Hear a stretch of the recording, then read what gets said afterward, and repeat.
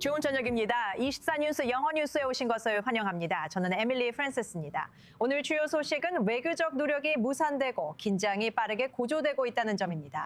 파키스탄에서 몇 시간에 걸친 협상 끝에 트럼프 대통령은 이란이 핵 프로그램을 고수하고 포기하지 않을 것이라고 밝혔습니다. 그는 여러 다른 사안들에 대해서는 합의가 이루어졌다고 밝혔지만 이 문제가 여전히 핵심적인 걸림돌로 남아있다고 분명히 했습니다. 이에 대해 대통령은 트루스 소셜에 미국이 호르무즈 해협에 해상 봉쇄를 실시한다고 발표하며 이란이 선박에 대해 어떤 행동을 하더라도 압도적인 힘으로 대응할 것이라고 경고했고 미군이 완전히 준비되어 있다고 밝혔습니다. 자세한 소식은 알렉스 슐라스 기자가 전해드립니다. 미국과 이란의 파키스탄 회담은 21시간의 협상 끝에 합의 없이 종료됐었습니다. 협상 결렬로 이란 핵 프로그램, 호르무즈 해협, 워싱턴 대응 등 주요 쟁점들이 미해결로 남았습니다.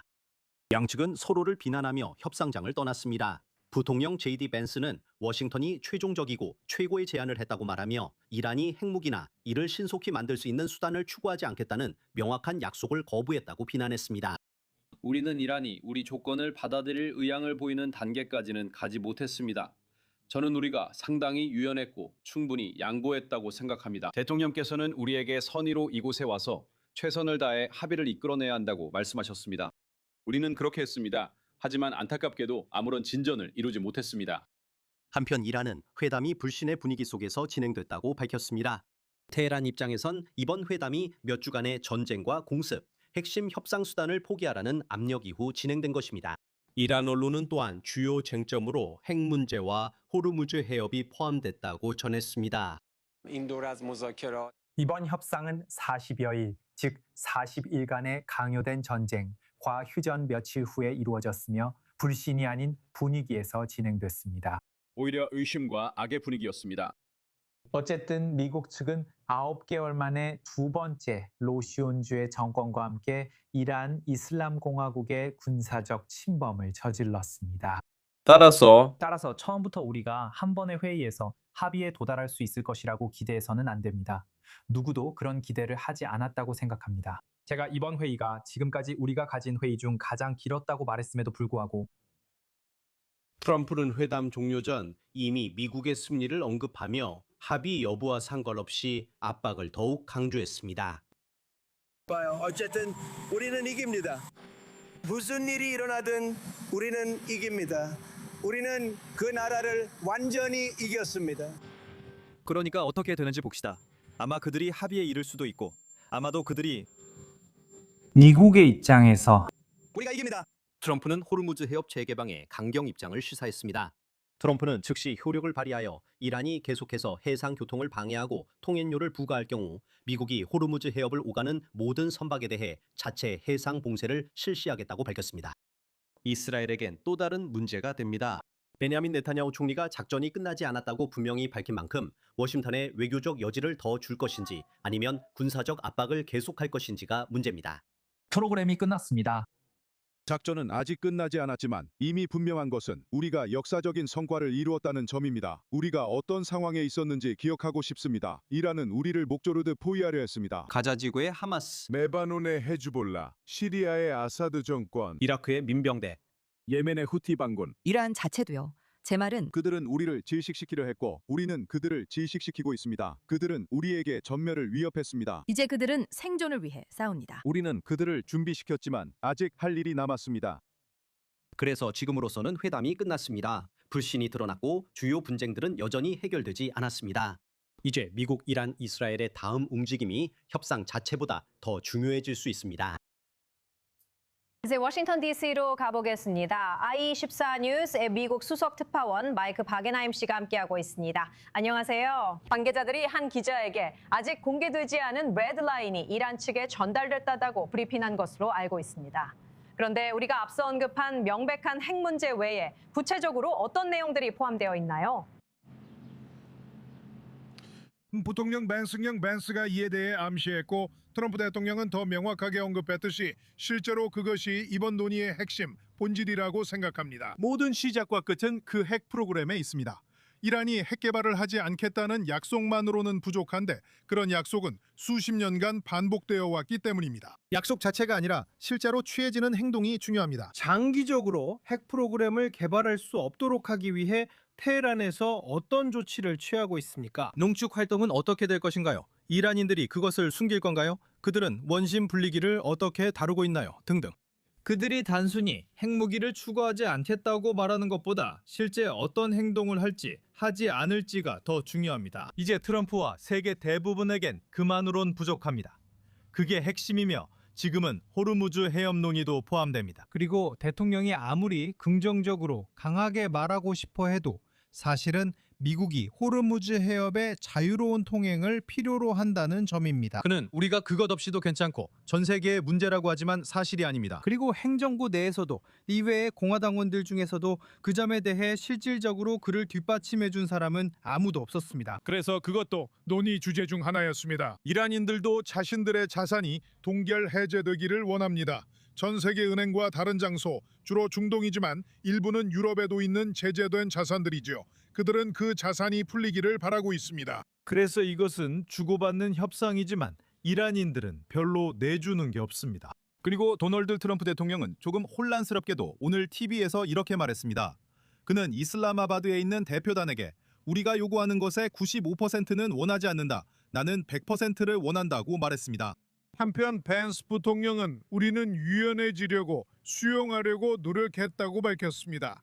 이에 따라 미국의 강경 입장은 다소 불분명합니다. 이란 측이 강경한 입장을 취했다는 것은 알고 있습니다. 그게 그들이 하는 방식이니까요. 그래서 여기에는 여러 가지 이해관계가 걸려 있습니다. 하지만 가장 중요한 것은 물론 핵 프로그램입니다. 여전히 그렇습니다. 그리고 이란이 앞으로 핵무기를 추구하지 않겠다는 점을 트럼프 행정부에 납득시키기 위해 어떤 약속을 하거나 조치를 취할 것인지가 관건입니다. 모든 것은 거기서 시작해서 거기서 끝납니다. 네, 정말 감사합니다. 마이크 바겐하임. 지금 스튜디오에는 i14 뉴스 중동 선임 특파원 아리엘 오사란과 보안 분석가이자 라핀 어세스먼트 진행자인 야코브 라핀 씨가 함께하고 있습니다. 두 분 모두 안녕하십니까? 방금 마이크 바겐하임 씨에게 들었듯이 이런 레드라인이 있다는 걸 알고 있고 이란이 물러서지 않을 것도 모두가 예상했습니다. 하지만 이 상황이 얼마나 심각한 건가요? 이게 다시 긴장이 고조되는 상황으로 이어질 수 있을까요? 아니면 휴전 시한 전에, 그러니까 마감일 전에 사태를 수습하려는 시도가 더 있을까요? 지금 상황에서는 이란과 미국 양측 모두 각자의 이유로 전쟁으로 다시 돌아가기를 원하지 않는 모습을 보이고 있다고 생각합니다. 그래서 지금 서로가 다양한 수를 꺼내고 있는 상황을 보고 있습니다. 그리고 트럼프 대통령이 지금 선택한 수는 해상 봉쇄와 이란이 호르무즈 해협을 실제로 통제할 수 있는지에 대한 이란의 허세를 시험하는 것이라고 할 수 있습니다. 우리는 호르무즈 해협에서 미 해군의 활동이 증가하고 있는 것을 보고 있습니다. 이것은 걸프 국가들, 즉 미국의 파트너 국가들이 세계로 석유를 수출할 수 있도록 길을 열어주기 위해 보완된 것입니다. 하지만 트럼프 대통령이 발표한 이 봉쇄 조치 때문에 이란은 석유를 수출할 수 없게 될 것입니다. 그리고 만약 이것이 끝까지 실행된다면 상황이 완전히 뒤바뀌게 될 것입니다. 이란이 세계 에너지 시장을 인질로 삼으려는 시도는 무산될 것이고 전쟁의 2단계에서 미국에 대한 그들의 주요 지렛대도 사라지게 될 것입니다. 문제는 그것이 그들의 협상 태도를 바꿀지 여부입니다. 트럼프 대통령이 원하는 결과이기도 합니다. 그는 전쟁으로 돌아가지 않고 그들의 협상 태도를 누그러뜨리려고 시도하고 있습니다. 그 결과가 어떻게 될지 지켜봐야 할 것입니다. 그리고 아리엘, 걸프 국가들의 관점에서 이것이 어떻게 전개될까요? 네, 야코브가 말했던 그 길을 확보할 수 있다면 좋겠지만 여전히 이란이 국제 선박을 공격할 것이라는 우려가 분명히 남아 있습니다. 그럼 이것이 걸프 국가들에겐 어떤 의미일까요? 우선 바레인은 유엔 안전보장이사회를 통해 국제적인 지지를 얻으려고 했지만 러시아와 중국 그리고 어느 정도는 프랑스에 의해 거부당했습니다. 그들은 바로 이런 미국이 주도하는 연합을 원하고 있습니다. 예를 들어 아랍에미리트는 그러한 노력에 참여하겠다고 밝혔습니다. 그리고 바레인도 역시 참여하기로 결정한다 해도 저는 놀라지 않을 것입니다. 트럼프 대통령은 일부 걸프 국가들이 이 노력에 참여하고 싶어 한다는 사실을 시사했습니다. 궁극적으로 이곳은 그들의 뒷마당이고 그들은 이란이 이곳을 통제하는 것을 원하지 않지만 직접 개입하고 싶어 하지도 않습니다.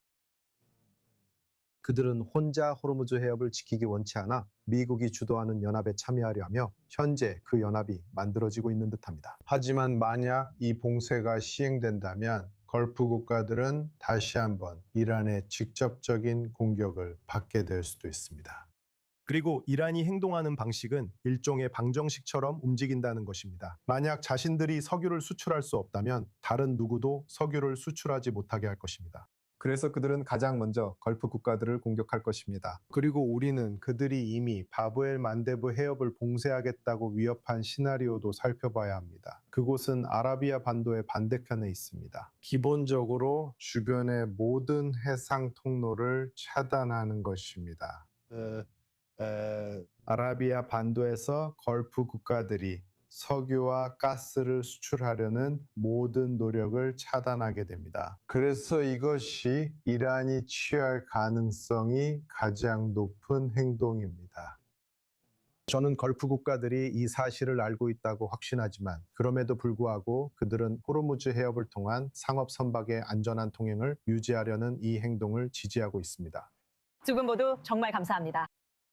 이제 워싱턴 DC로 돌아가며 아메리칸 디펜스 인터내셔널 회장 겸 전 미 육군 부차관보 벤 힙씨와 함께합니다. 감사합니다. 함께하게 되어 정말 기쁩니다. 우선 군사적인 관점에서 이 잠재적인 해상 봉쇄가 무엇을 수반하는지 좀 더 자세히 말씀해 주세요. 먼저 이 말씀부터 드리고 싶습니다. 오늘날 정치인들 중에는 소신과 배짱이 있어야 할 자리에 요행만 바라는 사람들이 너무 많다고 생각합니다. 그리고 오늘 우리는 이 대통령이 확고한 의지를 가지고 있으며 미국이나 자유세계가 이슬람 테러 정권에 의해 협박당하도록 내버려 두지 않을 것임을 보여줬다고 생각합니다. 그리고 그는 전략적으로 사고하고 있다고 봅니다. 그리고 만약 중국이 세계 경제의 많은 부분이 의존하고 매년 5조 달러 상당의 화물이 통과하는 남중국해에서 똑같은 행동을 한다면 어떻게 될까요? 그래서 저는 대통령이 매우 전략적으로 사고하고 있다고 생각합니다. 현재 우리가 보유하고 있는 도형 기뢰 제거함들은 점차 퇴역하고 있고 연안 전투함에는 기뢰 대응 능력이 탑재되고 있습니다. 중동에 투입할 준비가 되어 있던 두 척의 대형 연안 전투함은 지난달 싱가포르에서 정비를 갖고 있었습니다. 그 배들은 돌아오는 중이지만 현재 그 지역에는 기뢰 제거함 4척이 있습니다. 그리고 우리는 기뢰를 탐지하고 공격할 수 있는 많은 수중 무인 드론도 보유하고 있습니다. 우리는 이란이 그리고 그들이 이 모든 기뢰를 배치했는지는 모르지만 모든 정보에 따르면 약 6천 개의 기뢰를 가지고 있을 것으로 생각합니다. 하지만 어제 좋은 소식도 있었습니다. 쿠퍼 제도, 즉 센트콤 사령관이 어제 호르무즈 해역에 새로운 항로를 개척하기 위한 작전을 시작했다고 발표했습니다. 그리고 우리는 곧 해운 업계에 그 사실을 전달할 예정입니다. 그리고 당신이 언급한 것처럼 기뢰 제거 작업에 투입된 병사들에게는 얼마나 큰 위험이 있나요? 제 말은 그 숫자가 상당히 많잖아요. 그것들은 사실상 해협 바닥에 그냥 놓여 있는 거죠. 그래서 우리가 보유한 최신 수중 무인 기뢰 제거 능력을 배치하고 사용하려는 겁니다. 기본적으로 이걸 기뢰를 탐지할 수 있는 센서 기술 등과 유사한 기술을 갖춘 수중 드론이라고 생각하시면 됩니다. 그리고 우리는 그것들을 폭파시킬 수 있습니다. 하지만 어제 두 척의 구축함이 그곳을 통과했다는 사실은 우리가 새로운 항로를 찾기 시작했다는 것을 의미합니다. 저는 미국이 이 새로운 항로를 해운업계에 전달할 수 있을 것이라고 생각합니다. 그리고 지금 이 순간 이것도 중요하다고 생각합니다. 그동안 대통령은 많은 빈 유조선들이 지금 미국으로 석유와 에너지를 실으러 오고 있다고 발표했습니다. 미국은 트럼프 대통령의 첫 임기 이후로 사실상 모든 에너지의 순수 출국이 되었습니다. 최근 트럼프 대통령의 핵 분야 조치로 미국은 더욱 강해지고 있습니다. 사실 아시아 국가들과 유럽 국가들은 호르무즈 해협에 훨씬 더 많이 의존하고 있습니다. 저는 다른 나라들이 트럼프 대통령에게 감사해야 한다고 생각합니다. 그리고 이렇게 말하고 싶습니다. 잊지 마세요. 불과 몇 주 전만 해도 22개국, 그중에는 많은 나토 동맹국들과 아시아 국가들이 공동 선언문에 서명했습니다. 그들은 호르무즈 해협을 개방하는 과정에 필요한 모든 일을 하고 기여할 준비가 되어 있다고 했습니다. 그리고 마크 류터 나토 사무총장도 트럼프 대통령만큼이나 나토에 대해 답답함을 느꼈던 인물이지만 그 일을 잘 조율해냈습니다. 그는 지난주 목요일 트럼프 대통령을 만난 것 같습니다. 저는 이 주제가 그 대화에서 다뤄졌을 거라고 생각합니다. 왜냐하면 대통령이 오늘 미국과 함께 호르무즈 해협 봉쇄에 동참할 다른 나라들이 있을 것이라고 밝혔기 때문입니다. 이는 궁극적으로 해협이 다시 열리는 결과로 이어지길 바란다는 의미입니다. 네, 맞아요. 훌륭한 설명 정말 감사합니다. 벤 힙, 정말 감사드립니다. 함께하게 되어 정말 기쁩니다. 한편 이스라엘과 레바논 간의 평화회담이 화요일 워싱턴에서 시작될 예정인 가운데 헤즈볼라와 이스라엘 방위군 북경 간 교전은 멈추지 않고 있으며 IDF는 남부 레바논의 한 병원을 급습해 그 안에 숨어있던 무장 헤즈볼라 대원 약 20명을 사살했다고 밝혔습니다. 이들은 민간 의료시설을 분사 목적으로 사용하고 있었습니다. 그동안 헤즈볼라는 북부 이스라엘 접경 지역의 마을들을 향해 계속해서 로켓과 드론 공격을 감행하고 있습니다. 이제 우리는 북쪽으로 향하고 있으며 그곳에서 I24 뉴스투파원 발리르 슬라딘이 최신 소식을 전해주고 있습니다. 먼저 국방장관 이스라엘 카츠가 이번 작전의 새로운 이름을 발표했다고 하는데요. 자세한 내용 알려주세요. 네, 맞습니다. 오늘 국방장관 이스라엘 카츠와 또한 총리 베냐민 네타냐후가 남부 레바논, 즉 레바논 영토에 있었고 언론과 이야기를 나눴습니다. 그리고 국방장관 이스라엘 카츠가 발표한 성명 중 하나에서 그는 이번 새로운 작전의 이름이 실버 플레라고 불릴 것이라고 밝혔습니다. 이것이 그 이름이며 히브리어에서 제대로 번역하고 있기를 바랍니다. 하지만 여기서 우리가 말하는 것은 헤즈볼라가 최전선에서 사용하는 기반 시설의 파괴입니다. 이스라엘과 바로 국경을 맞대고 있는 마을들을 포함해서 레바논 남부의 마을들에 대한 것입니다. 그중 하나가 실제로 빈티즈벨인데 잠시 후에 그것에 대해 언급하거나 좀 더 자세히 설명하겠습니다. 그리고 이스라엘 카츠도 헤즈볼라의 전수장인 나스랄라의 마지막 순간에 대해 언급했습니다. 그는 나스랄라가 마지막 몇 분 동안 숨이 막혀 이스라엘을 공격한 것이 실수였다고 생각했다고 말했습니다. 그리고 국방장관은 작전이 계속되어야 한다고 말했습니다. 이것은 물론 이란의 요구와 헤즈볼라의 전투 중단 또는 레바논에서의 휴전을 요구하는 배경에서 나온 것입니다. 그리고 레바논 정부도 적어도 보도에 따르면 방금 언급하신 협상 시작을 레바논에서의 공격이 중단되는 것과 조건을 걸었습니다. 어느 쪽이든 공격이 줄어들거나 공습이 줄어든다고 해도 저는 베이루트 남부 교회, 다이아 그리고 레바논 남부에서도 여전히 지상작전이 계속되고 있는 것을 보고 있습니다. 그리고 다시 빈티즈벨로 돌아가서 오늘 일자디드 레바논의 신문 일자디드는 오늘 빈티즈벨 지역 바로 그곳의 경기장 옆에 이스라엘 탱크 3대가 있었다고 언급했습니다. 즉 전쟁 전에는 3만 명이 살던 그 마을의 포위가 이제 곧 완성된다는 의미입니다. 그리고 보아하니 이스라엘 군대와 아직 빈티즈벨에 남아있는 헤즈볼라 요원들 사이의 대치가 곧 시작될 것으로 예상됩니다. 추정에 따르면 레바논 빈티즈벨 안에는 아직도 약 800명의 요원들이 남아있다고 합니다. 그리고 이것은 이스라엘 방위군이 가까운 미래에 점령할 계획인 레바논 남부의 여러 마을이나 도시 중 하나일 뿐입니다. 또한 오늘 총리가 완충지대를 방문해서 아직 할 일이 남아있고 우리가 그 일을 하고 있다고 말했는데 그가 무슨 의미로 그런 말을 했는지 설명해 주실 수 있나요? 네, 맞아요. 왜냐하면 결국 헤즈볼라가 여전히 국경 근처에 있기 때문입니다. 그들은 레바논 남부에 있는 이스라엘 군대를 향해 대전차 미사일을 발사할 수 있고 심지어 이스라엘 국경까지 도달할 수 있습니다. 그 지역 주민들은 여전히 위협받고 있습니다. 그리고 확실히 우리가 여전히 보고 있는 로켓들은 상부 갈릴리와 서부 갈릴리뿐만 아니라 하부 갈릴리까지도 도달할 수 있습니다. 오늘 카르미엘에서 10발의 로켓이 한꺼번에 발사된 것처럼 그리고 확실히 드론 공격도 있었습니다. 그래서 작전은 헤즈볼라 대원들을 더 북쪽으로 밀어내기 위해 계속되어야 합니다. 비록 그것이 리타니강 북쪽만을 의미하더라도 말이죠. 그래서 그들이 더 이상 이스라엘 북부 지역 주민들을 위협하지 못하게 하는 것이죠. 이것이 목표입니다. 그래서 오늘 베냐민 네타냐후 총리가 작전을 계속해야 하며 아직 해야 할 일이 많다고 강조한 것입니다. 제 이해로는 언젠가는 미타니 강 남쪽, 즉 그 아래 모든 지역에 대해 이스라엘이 완전히 안보를 통제해야 한다고 생각합니다. 하지만 그것이 그 모든 지역을 점령한다는 의미는 아닙니다. 이 지역은 매우 넓어서 많은 병력이 필요합니다. 현재 5개 사단이 레바논 남부에서 작전을 펼치고 있으며 지금은 바로 그곳의 최전선 마을들에 작전이 집중되고 있습니다. 알겠습니다. 정말 감사합니다, 발레르. 이제 유럽으로 가보겠습니다. 전 세계에 관심을 받고 있는 유럽 선거가 있습니다. 헝가리에서 막 투표가 종료되었습니다. 이번 선거는 빅토르 오르반이 2010년부터 맡아온 총리직의 2번째 임기의 끝이 될 수도 있습니다.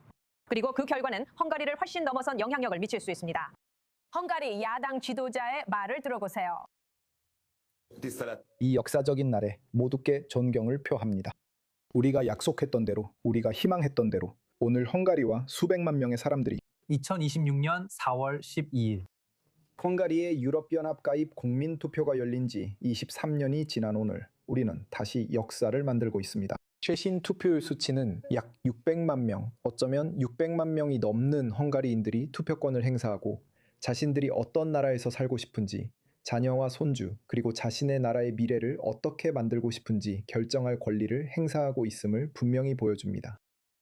스튜디오에 24 뉴스 특파원 조 브라운이 소식 전하러 함께했습니다. 안녕하세요. 지금 사람들이 축하하는 생중계 화면을 보고 있지만 공식 출구 조사는 아직 발표되지 않았습니다. 정말 이렇게 될 거라고 확신할 수 있나요? 압도적인 승리라고 할 수 있을까요? 네, 그렇게 보입니다. 피터 머저르에 따르면 아주 극적인 소식이 들어왔습니다. 빅토르 오르반이 그에게 전화를 걸어 이번 선거에서 패배를 인정했다고 합니다. 현재까지 53%의 표가 이미 집계되었습니다. 그리고 피터 머저르의 타오이셰르당이 헝가리 의회에서 136석을 차지할 것으로 보입니다. 의회에서 과반수를 차지하려면 199석 중 3분의 2, 즉 133석이 필요합니다. 현재 투표 절반 이상이 집계된 가운데 그는 이미 목표에 다가선 듯 보입니다. 하지만 이번 선거에서 가장 흥미로운 점 중 하나이자 어쩌면 오르반이 패배한 이유는 바로 투표율 때문입니다. 이번 투표율은 헝가리 역사상 유례 없는 기록입니다. 기록적으로 거의 80%에 달하는 유권자들이 투표소에 나가 투표를 했습니다. 그리고 그것이 바로 페테르 머저르가 기대했던 것입니다. 투표율이 높으면 젊은 층이 많이 투표했을 가능성이 큽니다. 이들은 대부분 선거에서 투표를 잘 하지 않기 때문입니다. 그리고 이번 선거 몇 주 전의 여론조사에 따르면 18세에서 29세 헝가리인들 중에서 빅토르 오르반의 피데스당을 지지하는 비율은 단 8%에 불과했습니다. 같은 여론조사에 따르면 2022년에 투표하지 않았던 사람들, 즉 당시 너무 어려서 못했거나 어떤 이유로든 환멸을 느껴 투표하지 않기로 한 사람들 가운데 62%가 페테르 머저르를 지지해 투표하려 했고 이것이 결정적 역할을 한 것으로 보입니다. 페테르 머저르가 이길 수 있었던 건 젊은이들 덕분입니다. 정말 결정적 계기는 무엇이었을까요? 그가 인지가 떨어지고 많은 사람들이 투표장에 나온 이유는 무엇이었을까요? 제 말은 선거에서 그런 비율은 어느 나라에서도 보통 나오지 않는다는 거예요. 사실 결정적인 한 가지 사건이 있었던 건 아니에요. 낙타의 등을 부러뜨린 건 지푸라기 한 줄이 아니라 건초더미 전체였죠.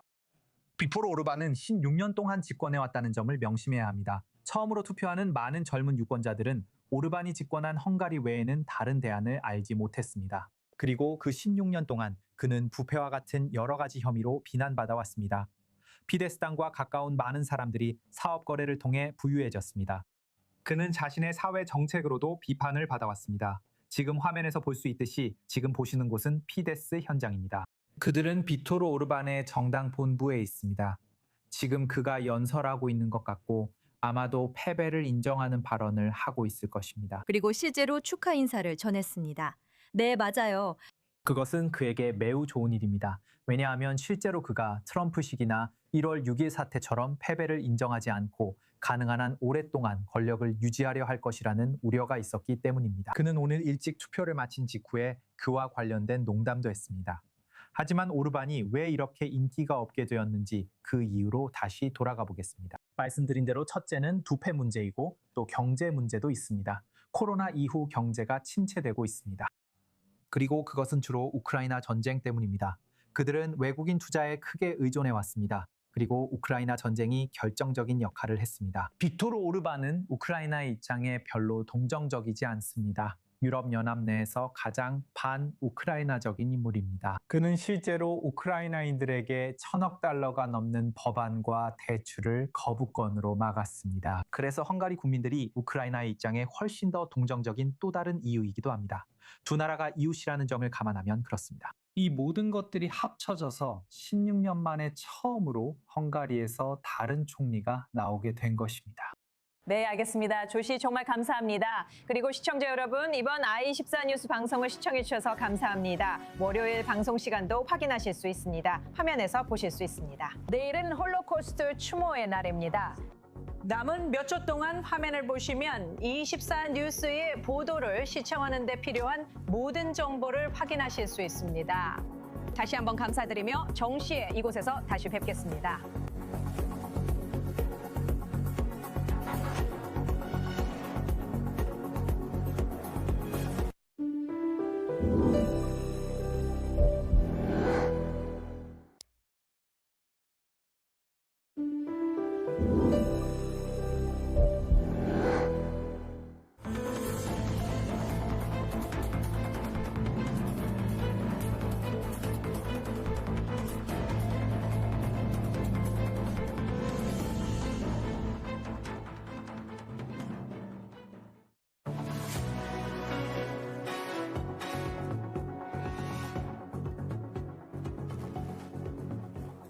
좋은 저녁입니다. 24 뉴스 영어 뉴스에 오신 것을 환영합니다. 저는 에밀리 프랜시스입니다. 오늘 주요 소식은 외교 실패와 급격한 긴장 고조입니다.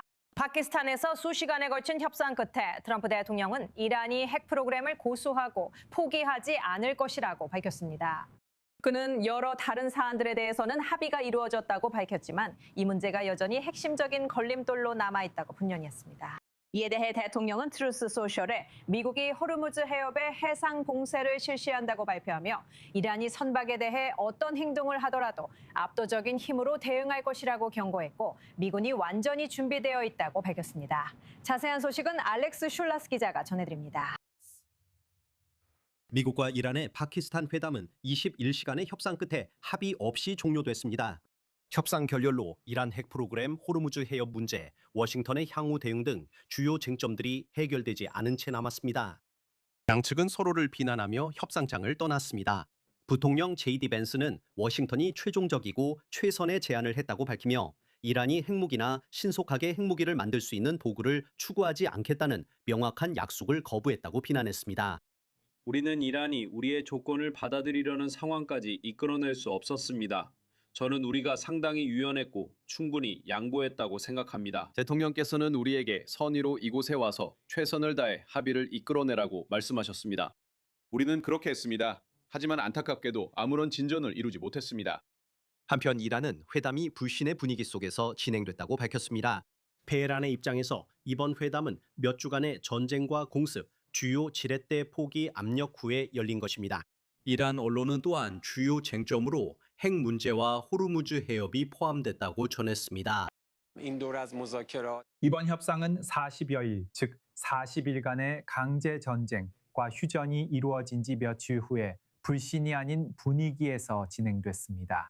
오히려 의심과 악의 분위기였습니다. 어쨌든 미국 측은 시온주의 정권과 함께 9개월 만에 두 번째로 이란 이슬람 공화국의 군사적 침범을 저질렀습니다.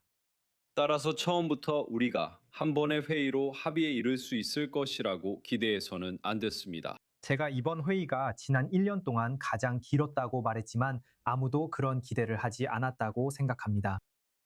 트럼프는 회담이 끝나기도 전에 미국이 이미 이겼기 때문에 합의가 있든 없든 상관없다고 말하며 그 압박을 강조하는 듯 보였습니다. 보세요. 어쨌든 우리는 이깁니다. 어쨌든 무슨 일이 일어나든 우리는 이깁니다. 우리는 그 나라를 완전히 패배시켰습니다. 그러니까 어떻게 되는지 지켜봅시다. 아마 그들이 합의에 이를 수도 있고 아마도 그들이 미국의 입장에서 우리가 이깁니다. 트럼프는 호르무즈 해협 재개방에 대해 더 강경한 입장을 내비쳤습니다. 트럼프는 즉시 효력을 발휘하여 이란이 계속해서 해협 통행을 방해하고 통행료를 부과할 경우 미국이 호르무즈 해협을 오가는 모든 선박에 대해 자체 해상 보세를 실시하겠다고 밝혔습니다. 이스라엘은 워싱턴의 외교적 여지를 줄지 군사적 압박을 계속할지 고민하고 있습니다. 베냐민 네타냐후 총리는 작전이 아직 끝나지 않았다고 밝혔습니다. 프로그램이 종료되었습니다. 작전은 끝나지 않았지만 분명한 것은 우리가 역사적 성과를 이뤘다는 점입니다. 우리는 어디에 있었는지 기억하고 싶습니다. 이란은 우리를 포위하려 했습니다. 가자 지구의 하마스, 레바논의 헤즈볼라, 시리아의 아사드 정권, 이라크의 민병대, 예멘의 후티 반군, 이란 자체도요. 제 말은 그들은 우리를 질식시키려고 했고 우리가 그들을 질식시키고 있습니다. 그들은 우리에게 전멸을 위협했습니다. 이제 그들은 생존을 위해 싸웁니다. 우리는 그들을 준비시켰지만 아직 할 일이 남았습니다. 그래서 지금으로서는 회담이 끝났습니다. 불신이 드러났고 주요 쟁점들은 여전히 해결되지 않았습니다. 이제 미국, 이란, 이스라엘의 다음 행보가 협상 자체보다 더 중요해질 수 있습니다. 이제 워싱턴 DC로 가보겠습니다. 24 뉴스 영어판에 미국 선임 특파원 마이크 바게나임 씨가 함께하고 있습니다. 안녕하세요. 관계자들이 기자에게 아직 공개되지 않은 레드라인이 이란 측에 전달됐다고 브리핑한 것으로 알고 있습니다. 그런데 우리가 앞서 언급한 명백한 핵 문제 외에 구체적으로 어떤 내용들이 포함되어 있나요? 부통령 벤스가 이에 대해 암시했고 트럼프 대통령은 좀 더 명확하게 언급했죠. 실제로 그것이 이번 논의의 핵심, 본질이라고 생각합니다. 모든 것이 시작되고 끝나는 지점이 바로 그 핵 프로그램입니다. 그리고 단순히 이란이 핵 프로그램을 개발하지 않겠다는 약속만이 아니라 그 약속은 이미 수십 년 동안 계속되어 왔기 때문입니다. 약속 자체가 중요한 게 아니라 실제로 취해지는 행동이 중요합니다. 장기적으로 핵 프로그램을 개발할 수 없도록 하기 위해 테헤란에서 어떤 조치를 취하고 있습니까? 농축은 어떻게 될 것인가요? 이란인들이 그것을 숨길 건가요? 그들은 원심 분리기를 어떻게 하고 있나요? 등등. 그들이 핵무기를 추구하지 않겠다고 말하는 것뿐 아니라 실제로 어떤 행동을 할지 혹은 하지 않을지가 중요합니다. 이제 트럼프와 세계 대부분에게는 그만으론 부족합니다. 그것이 핵심입니다. 현재 호르무즈 해협 논의도 포함됩니다. 그리고 대통령이 아무리 좋은 방향으로, 강한 방향으로 해석하려고 해도 말이죠. 실제로 미국은 호르무즈 해협이 열려 있어야 합니다. 그는 우리가 그 해협 없이도 괜찮다고 하고 세계의 문제라고 하지만 사실이 아닙니다. 그리고 행정부 내에서도 의회의 공화당원들 중에서도 그 점에 대해 실질적으로 그를 뒷받침해 준 사람은 아무도 없었습니다. 그래서 그것도 논의 주제 중 하나였습니다. 이란인들도 자신들의 자산이 동결 해제되기를 원합니다. 전 세계 은행과 다른 장소, 주로 중동이지만 일부는 유럽에도 있는 제재된 자산들이죠. 그들은 그 자산이 풀리기를 바라고 있습니다. 그래서 이것은 주고받는 협상이지만 이란인들은 별로 양보하지 않습니다. 그리고 도널드 트럼프 대통령은 오늘 TV에서 약간 혼란스럽게도 이슬라마바드에 있던 대표단에게 이렇게 말했습니다. 우리가 요구하는 것의 95%는 원하지 않는다. 나는 100%를 원한다. 라고 했습니다. 한편 방스 부통령은 조금 전 우리가 들은 것처럼 우리는 유연하게 하려고 노력했고 융통성 있게 하려고 했다고 말했습니다.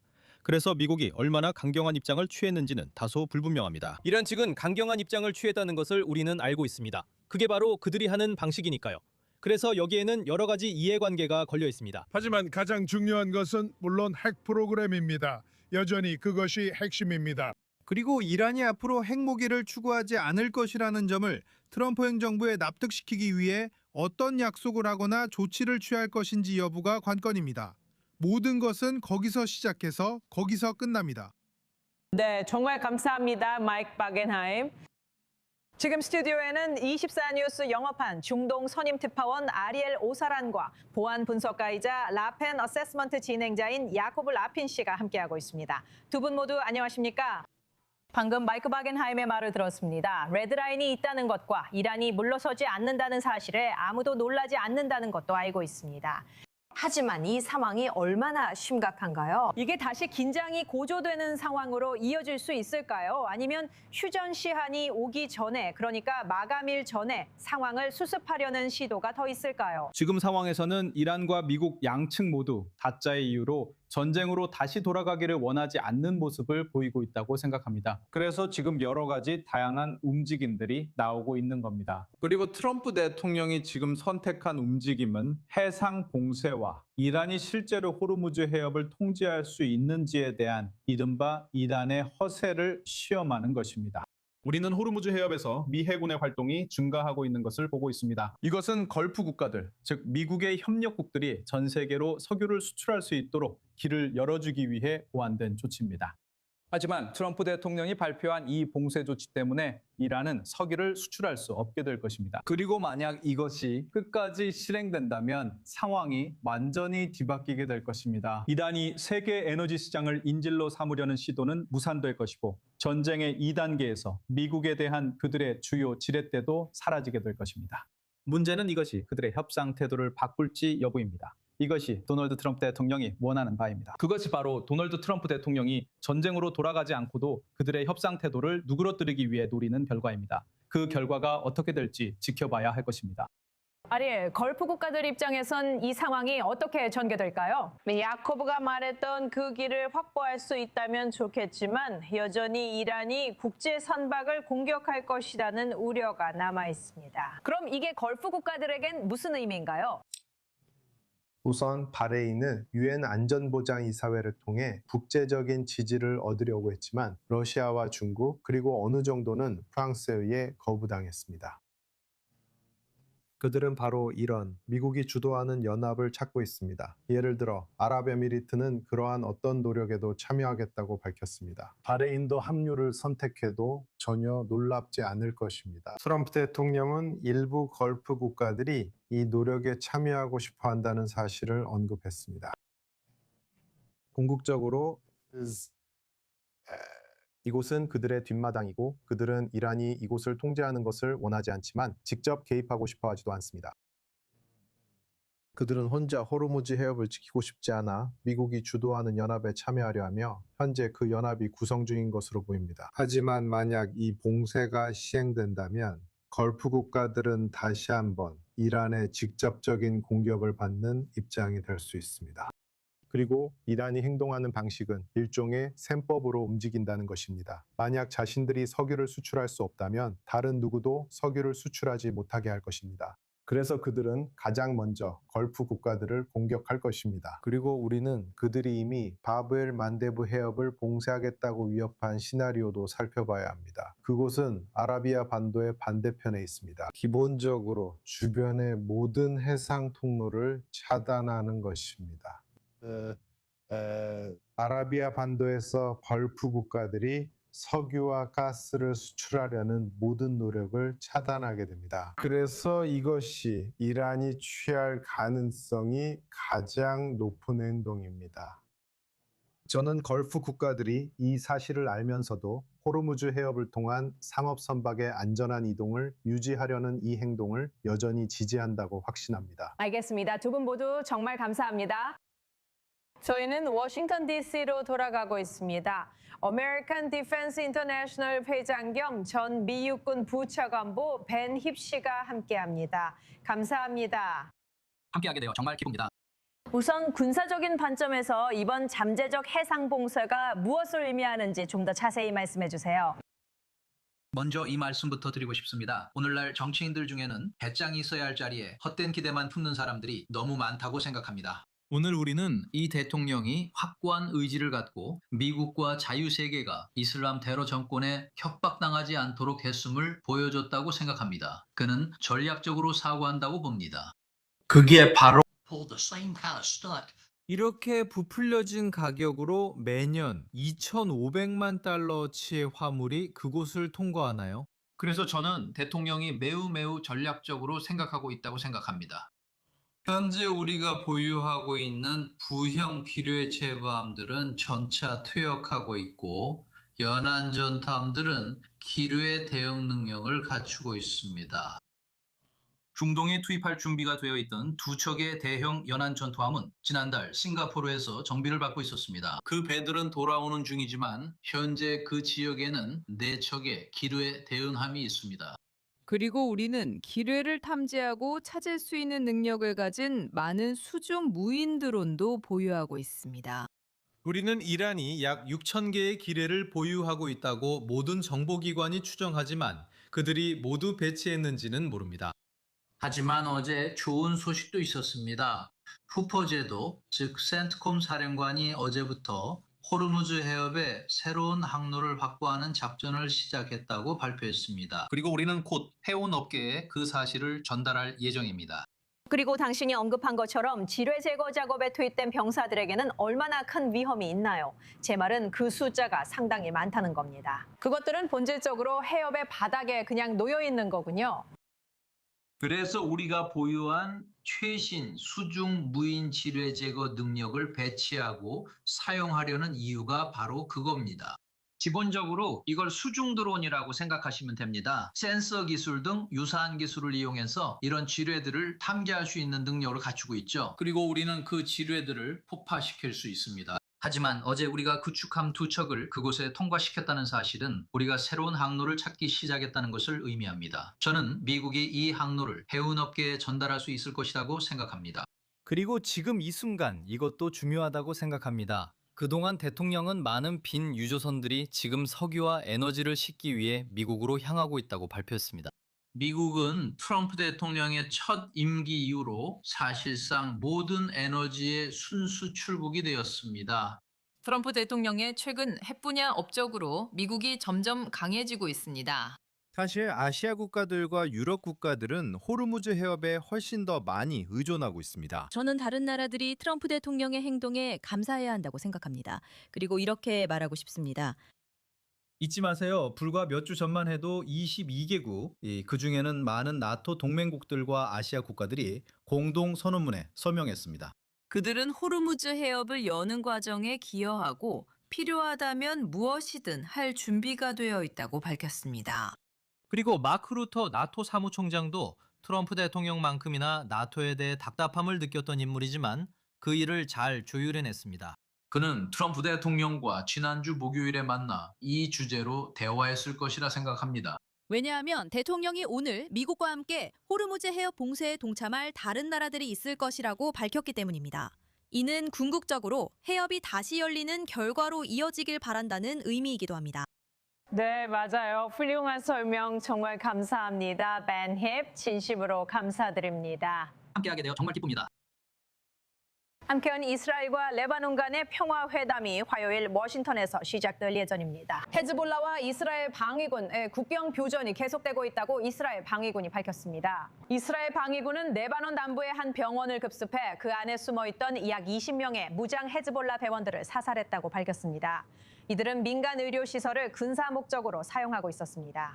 그동안 헤즈볼라는 북부 이스라엘 접경 지역의 마을들을 향해 계속해서 로켓과 드론 공격을 감행하고 있습니다. 이제 우리는 북쪽으로 향합니다. 그곳에서 I24 뉴스 특파원 발리르 슬라딘이 최신 소식을 전해드립니다. 먼저 국방장관 이스라엘 카츠가 이번 작전의 새로운 명칭을 발표했다고 하는데요. 자세한 내용 전해주시죠. 네, 맞습니다. 오늘 국방장관 이스라엘 카츠와 베냐민 네타냐후 총리가 남부 레바논, 즉 레바논 영토에 있었고 언론에 입장을 밝혔습니다. 그리고 국방장관 이스라엘 카츠가 발표한 성명 중 하나에서 그는 이번 새로운 작전의 명칭이 실버 플루라고 밝혔습니다. 이게 그 이름이고 히브리어에서 제가 제대로 옮긴 표현이길 바랍니다. 하지만 여기서 우리가 말하는 것은 헤즈볼라가 사용하는 남부 레바논의 마을들, 특히 이스라엘과 국경을 맞대고 있는 마을들의 최전선에 있는 기반 시설을 파괴하는 것입니다. 그중 하나가 실제로 빈티지 빌입니다. 잠시 후에 그것에 대해 언급하거나 조금 더 자세히 설명하겠습니다. 그리고 이스라엘 카츠도 헤즈볼라의 전 수장인 나스랄라의 마지막 순간에 대해 언급했습니다. 그는 나스랄라가 마지막 몇 분 동안 숨이 막혀하며 이스라엘을 공격한 것이 실수였다고 생각했다고 말했습니다. 그리고 국방부 장관은 작전을 계속해야 한다고 말했습니다. 이것은 물론 이란의 요구와 헤즈볼라의 요구, 그리고 레바논에서의 전투 중단 또는 휴전을 요구하는 배경에서 나온 것입니다. 그리고 또한 레바논 정부도 적어도 보도에 따르면 방금 언급하신 협상 시작을 레바논에서의 공격이 중단되는 것에 조건을 달았다고 합니다. 어느 쪽이든 공격이 줄어들거나 공습이 줄어든다고 해도 저는 베이루트 남부 교회, 드라하, 그리고 레바논 남부에서 여전히 지상작전이 계속되고 있는 것을 보고 있습니다. 그리고 다시 빈티지벨로 돌아가자면 오늘 일자디드, 레바논의 신문 일 자디드는 빈티스벨 지역, 바로 그곳에 경기장 옆에 이스라엘 탱크 세대가 있었다고 언급했습니다. 즉 전쟁 전에는 3만 명이 살던 그 마을의 포위가 이제 곧 완성된다는 뜻입니다. 그리고 부어하니 이스라엘 군대와 아직 빈티지벨에 남아있는 헤즈볼라 대원들 사이의 충돌이 곧 시작될 것으로 예상됩니다. 추정에 따르면 레바논 빈티즈벨 안에는 아직 약 800명의 대원들이 남아있다고 합니다. 그리고 이것은 이스라엘군이 가까운 미래에 점령할 계획인 레바논 남부의 여러 마을이나 도시 중 하나일 뿐입니다. 또한 이에 대해 무엇을 말씀해 주실 수 있나요? 아시다시피 오늘 총리가 완충지대를 방문해서 아직 해야 할 일이 남아있고 우리가 그 일을 하고 있다고 말했는데 그게 무슨 의미인가요? 네, 맞아요. 왜냐하면 결국 헤즈볼라가 여전히 국경 근처에 있기 때문입니다. 그들은 남부 레바논에 있는 이스라엘 군대를 향해 대전차 미사일을 발사할 수 있고 심지어 이스라엘 국경까지 도달할 수도 있습니다. 그 지역 사회들은 여전히 위협받고 있습니다. 그리고 확실히 우리가 여전히 보고 있는 로켓들은 상부 갈릴리와 서부 갈릴리뿐만 아니라 하부 갈릴리까지도 도달할 수 있습니다. 오늘 카르멜에서 일어난 것처럼 로켓들의 집중 공격도 있었고 드론 공격도 분명히 있었습니다. 그래서 작전은 헤즈볼라 대원들을 더 북쪽으로 밀어내기 위해 계속되어야 합니다. 그것이 리타니강 북쪽만을 의미하더라도 말이죠. 그래서 그들이 더 이상 이스라엘 북부 지역 사회를 위협하지 못하게 하는 것이죠. 이것이 목표입니다. 그래서 오늘 네타냐후 총리가 작전이 계속되어야 하며 아직 해야 할 일이 많다고 강조한 것입니다.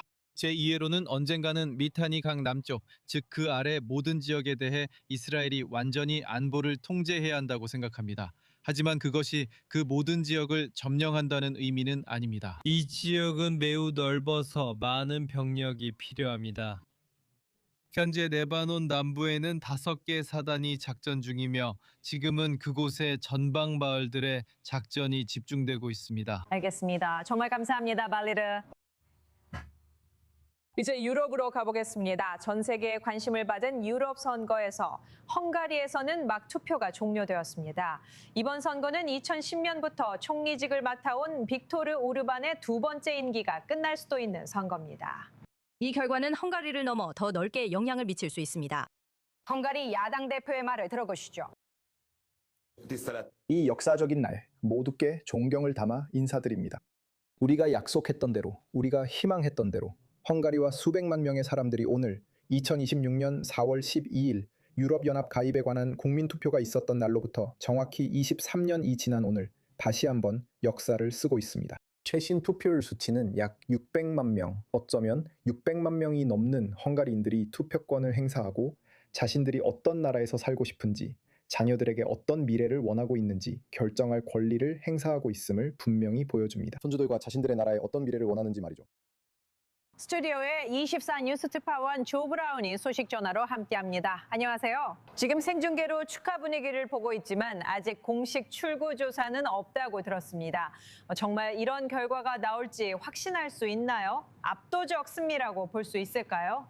네, 그렇게 보입니다. 피터 머저리에 따르면 아주 극적인 소식이 들어왔습니다. 빅토르 오르반이 그에게 전화를 걸어 이번 선거에서 패배를 인정했다고 합니다. 현재까지 이미 53%의 표가 집계되었습니다. 그리고 피터 머저르의 타우이셰흐당이 헝가리 의회에서 136석을 차지할 것으로 보입니다. 의회에서 3분의 2 다수를 차지하려면 199석 중 3분의 2, 즉 133석이 필요합니다. 지금까지 투표 절반 이상이 집계된 가운데 그는 이미 목표를 향해 가는 듯합니다. 하지만 이번 선거에서 가장 흥미로운 점 중 하나이자 어쩌면 오르반이 패배한 이유는 바로 투표율 때문입니다. 이번 선거는 헝가리 역사상 기록적인 투표율을 보였으며 상당한 차이로 신기록을 세웠습니다. 유권자의 거의 80%가 투표소에 나가 투표를 했습니다. 그리고 이것은 페테르 머저르가 기대했던 부분입니다. 왜냐하면 높은 투표율이 나왔다는 것은 젊은 층의 투표가 많았다는 의미일 수 있기 때문입니다. 젊은 층은 대부분의 선거에서 투표를 하지 않는 경향이 있기 때문입니다. 그리고 이번 선거 몇 주 전 여론조사에 따르면 18세에서 29세 헝가리인들 중에서 비토르 오르반의 피데스 정당을 지지하는 비율은 단 8%에 불과했습니다. 그리고 같은 여론조사에 따르면 2022년에 투표하지 않았던 사람들, 즉 나이가 어려서 투표를 못했거나 어떤 이유로든 실망해서 투표를 하지 않았던 사람들 중 62%가 페테르 머저르에게 투표할 예정이었습니다. 결국 결정적 역할을 한 것은 바로 이것이었던 것 같고 페테르 머저르가 승리한 건 젊은이들 덕분이었습니다. 그렇다면 정말로 결정적인 계기가 무엇이었길래 그가 이렇게까지 인기가 없어지고 이렇게 많은 사람들이 대거 투표장에 나오게 된 걸까요? 선거에서 이런 비율은 보통 어느 나라에서도 보기 힘든 일이잖아요. 사실 결정적인 한 가지 사건이 있었다기보다는 집 한 줌이 아니라 건초 더미 전체가 낙타의 등을 부러뜨린 셈이었죠. 빅토르 오르반이 16년 동안 집권해왔다는 점을 명심해야 합니다. 처음으로 투표하는 많은 젊은 유권자들은 오르반이 집권한 헝가리 외에는 다른 대안을 알지 못했어요. 그리고 그 16년 동안 그는 부패와 같은 여러 가지 혐의로 비난받아 왔습니다. 피데스당과 가까운 많은 사람들이 사업 거래를 통해 부유해졌죠. 그는 사회 정책으로도 비판을 받아왔습니다. 지금 화면에서 볼 수 있듯이 이곳은 피데스 당사입니다. 그들은 빅토르 오르반의 정당 본부에 있습니다. 지금 그가 연설하고 있는 것 같은데 아마도 패배를 인정하는 발언을 하고 있을 것입니다. 그는 실제로 축하 인사를 전했습니다. 네, 맞아요. 그에게는 정말 좋은 일입니다. 왜냐하면 실제로 그가 트럼프식 1월 6일 사태처럼 패배를 인정하지 않고 가능한 한 오래 권력을 유지하려 할 것이라는 우려가 있었기 때문입니다. 그는 오늘 투표를 마친 직후에 그와 관련된 농담도 했습니다. 하지만 오르반이 왜 이렇게 인기가 없게 되었는지 그 이유로 돌아가 보겠습니다. 그래서 제가 말씀드렸듯이 첫 번째로는 부패 문제이고 또 경제적인 문제도 있습니다. 코로나 이후로 경제가 침체되고 있습니다. 그리고 그것은 주로 우크라이나 전쟁 때문입니다. 그들은 외국인 투자에 크게 의존해 왔습니다. 그리고 우크라이나 전쟁이 결정적인 역할을 했습니다. 빅토르 오르반은 우크라이나의 입장에 별로 동정적이지 않습니다. 유럽연합 내에서 가장 반우크라이나적인 인물입니다. 그는 실제로 거부권을 행사했습니다. 우크라이나의 1,000억 달러 넘는 법안과 대출에 거부권을 행사했습니다. 이처럼 헝가리 국민들이 우크라이나의 입장에 더 공감하는 데는 두 나라가 이웃이라는 점도 작용합니다. 이 모든 것들이 합쳐져서 16년 만에 처음으로 헝가리에서 다른 총리가 나오게 된 것입니다. 네, 알겠습니다. 조 씨 정말 감사합니다. 그리고 시청자 여러분, 24뉴스의 최신 방송을 시청해 주셔서 감사합니다. 월요일 방송 시간도 확인하실 수 있습니다. 화면에서 보실 수 있습니다. 내일은 홀로코스트 추모의 날입니다. 남은 몇 초 동안 화면을 보시면 24뉴스 보도를 시청하는 데 필요한 모든 정보를 확인하실 수 있습니다. 감사드리며 정각에 이 자리에서 뵙겠습니다.